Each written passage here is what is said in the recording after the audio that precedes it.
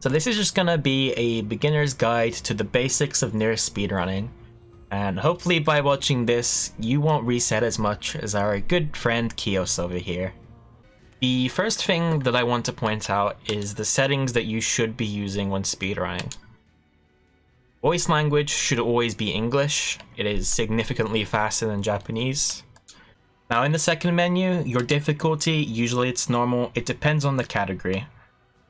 The partner AI should be set to passive. That will change during the run, but from the beginning, make sure it's on passive or else it will interfere in some of the fights. Minimap rotation, vibration, that's just up to your preference. Personally, I use an active play. It means that if you click out the game won't suddenly pause. So camera settings, you have your normal or inverted camera at the top, the horizontal rotation speed, which is the first option. I personally add 5 to this. It changes the speed that your camera moves from left to right, as so. Some people put it higher, some people actually leave it as it is, but I don't recommend using the base speed. As for the rest of the options, most of them you should not need to touch. The main ones to keep an eye on is the vertical auto adjust and horizontal auto adjust. Most runners will have both of them off. I personally don't. That's just a preference thing, but I would recommend having both of them off. Resolution should be at 1600 by 900. You can use higher or lower, but that's the native resolution, so in general that will do the least load on your computer.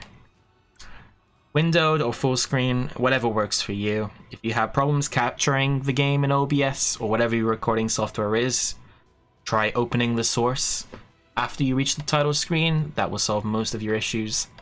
Rest of them don't really matter, just anti-aliasing, make sure it's not maxed out, and you should be good to go. As for the sound settings, inactive sound on just means that if you click outside of the game won't suddenly mute itself. The actual volumes that you use don't really matter too much, just make sure they're on. And then if you're using a save that has completed a ending, just make sure that the voice changer is set to the default. Okay, so for combat, there's going to be a bunch of things that I'm going to go over here. The first of that will be taunt. So one of your keybinds will be toggle light, and by doing that you can flash the flashlight on and off.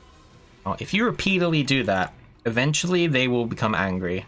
They'll glow red, steam will come out, and that means they both take and receive more damage. So as you can see, at the moment he's taking around 450 to 460 damage. When he returns to normal, that is down to 300. The second thing in regards to combat is podfire. Podfire actually does a significant portion of your DPS in fights. At some points in the run, as you get better, you will be using what's known as slow-mo. We will cover that in a moment. But for the most part, if you're doing combat and you're not doing slow-mo, you should always be podfiring. A main source of damage in speedruns is what's known as a damage glitch. This requires having a short sword on the heavy slot, which in Prologue will already be equipped on weapon set 2 as shown on screen now. So now that we're in game, simply doing a heavy attack in this case will only deal around 300 damage per tick of damage. However, if we do a heavy attack during the dash, that will increase up to almost 1400. Now make sure that the sword always leaves 2B's hand and that you don't throw it out again while it's still spinning, because it's very easy to cancel it, and that will lose most of your DPS in fights. Starting from the desert segment, we use double damage glitch, which is usually referred to as DDG. This is done by simply swapping weapon set after the sword already has left 2B's hand, and that allows you to throw a second sword while the first one is still spinning.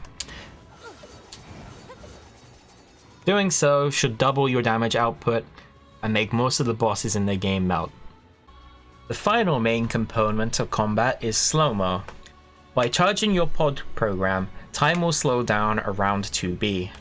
This can then be cancelled and repeated by using podfire.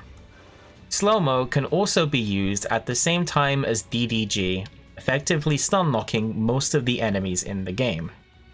To use slow-mo at the same time as DDG, cancel your pod program at the same time you swap your weapon set. As for consumable items, there are two different ways to use them. The first is the shortcut menu, which by default is accessed by using the back button. Navigating down the menu once, you will have access to all of your healing items, as well as all of your buffs. The second is the quick menu, which is opened by using your Use Items keybind. This menu only has restorative items, so you can only use it to heal in a fight. You won't be able to use buffs from this menu. It is also worth noting that you cannot heal with this menu while either charging a pod program or self-destructing. When it comes to movement, there are four main types. First of this is dash chaining, which is simply starting a new dash when the previous one ends. Dash punching is slightly faster and involves putting a punch at the end of every single dash. Dash swings use your short sword to move faster than simply dash chaining. The dash swing, you need to do a heavy attack after your dash has finished. Spear dashing is an advanced technique used in the later half of the run. Most beginners will not use spear dashing, so I'll simply be showing the inputs on screen for now. When it comes to aerial movement, we have a wealth of options available to us. To do a lift, simply do a jump followed by a heavy attack in quick succession. You can slightly delay the heavy attack to gain more height with your lift. Double lifts can be done by moving towards a sloped surface as you lift. This causes 2B to touch the ground, refreshing all of her movement options, enabling her to lift again. Pod spins allow us to lock in our height when doing aerial movement. To do a pod spin, simply glide by using the jump button and then do a heavy or light attack while gliding. By rotating the camera at 45 degrees, you actually travel further when doing a pod spin. This is known as pod spin vectoring. Pod launches allow us to get just that little bit extra distance when doing aerial movement. To do a pod launch, simply press jump and pod fire at the same time. In some scenarios, 2B will ignore the pod launch input. To get around this, you can simply do a light attack at the same time as the other inputs, and it will always do a pod launch.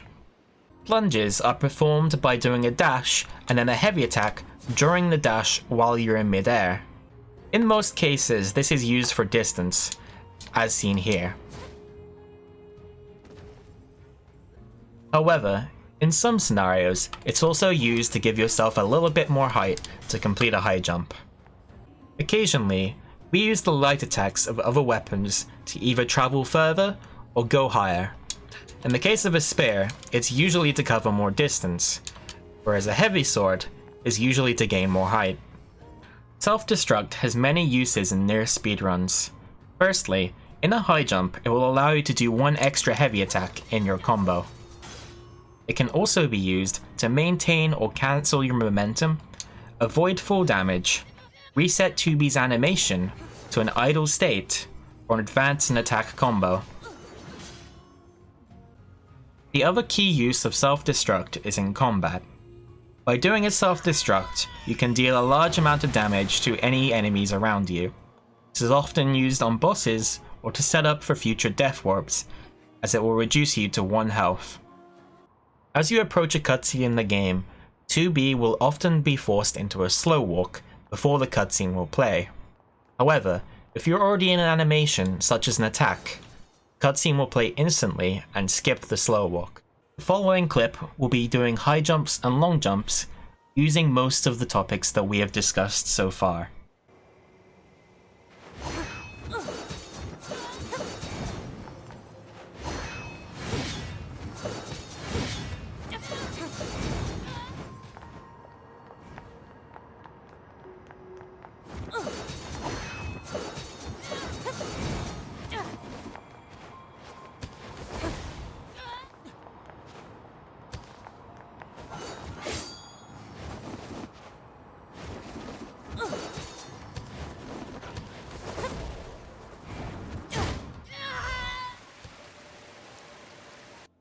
On the topic of control schemes, on screen now is a copy of the controls used by Blue Metal.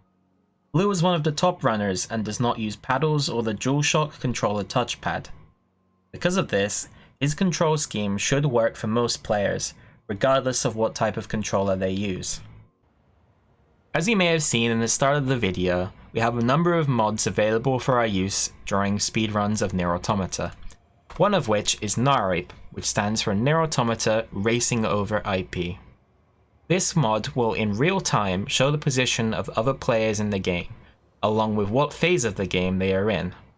We also have VC Free mod, which removes some of the RNG from the run and has its own category on the leaderboards.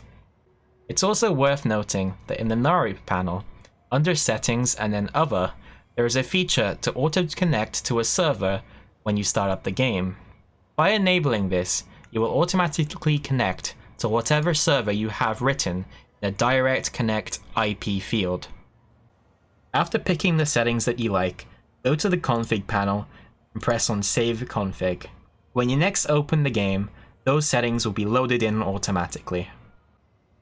As for more utility-based mods, there is FAR, which stands for Fix Automata Resolution.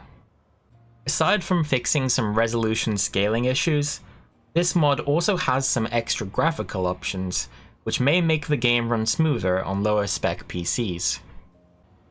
If you're already able to hold 60 frames per second, then you likely don't need to install FAR. However, for those whose PCs struggle to hit this number, the mod is definitely worth giving a look. At present, there are no mods available for consoles, and it doesn't look like that's going to change soon, so PC will always have the edge when it comes to performance.